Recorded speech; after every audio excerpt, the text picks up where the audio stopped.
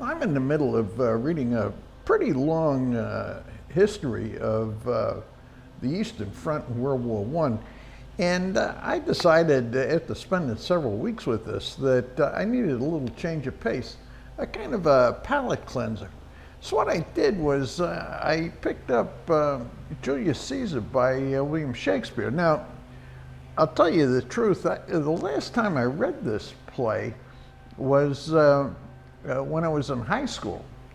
Now, and I've got to say, this many years later, that thing is very entertaining. And let me tell you why. First off, you can understand it.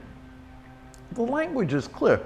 Now, it is written in poetry, that's for sure, but you can disregard the poetry, which is what I did. You know, it's set out in lines like a poem is, but you just disregard the end points and read it like, you know, it's a regular writing. So you can understand it. That's the first thing. The second thing is, it brings to your mind, you know, shows like Rome on HBO, Gladiator, all that stuff is running through your mind while you're reading this thing, which contributes to making it entertaining. And then the other thing is you get a really good chance to maybe understand, think about the different characters in it. You know, like take Brutus for one. I mean, I ended up after this play saying to myself, Brutus was a kind of a total bozo.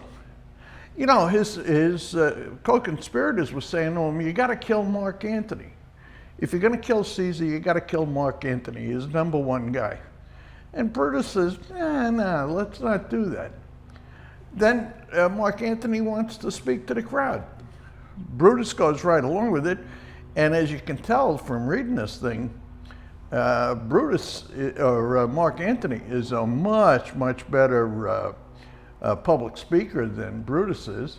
And then, you know, you take Brutus's performance at the Battle of Philippi. Come on, he is really a moron, an absolute moron. Now, what you think about when you're thinking about Brutus is you're thinking about The Godfather.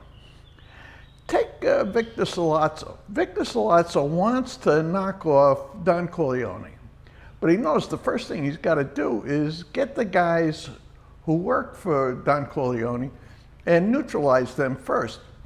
Well, he goes right after Luca Brasi, and Luca Brasi is taken out simultaneously with the attempt on Don Corleone's life. Now, you can think of a lot of other comparisons. Casca is the Godfather equivalent Barzini, or Tartaglia. Is Michael more like Octavian? You know, you can think this kind of stuff through. There's no answers to it, but it contributes to making reading this play by William Shakespeare very entertaining, you know, stimulates some thoughts. And, you know, you're reading a classic. I mean, Shakespeare is a really famous guy, and reading his stuff is, I don't know, it may make you smart. You don't want to tell anybody you're doing it, but, you know, it's well worthwhile.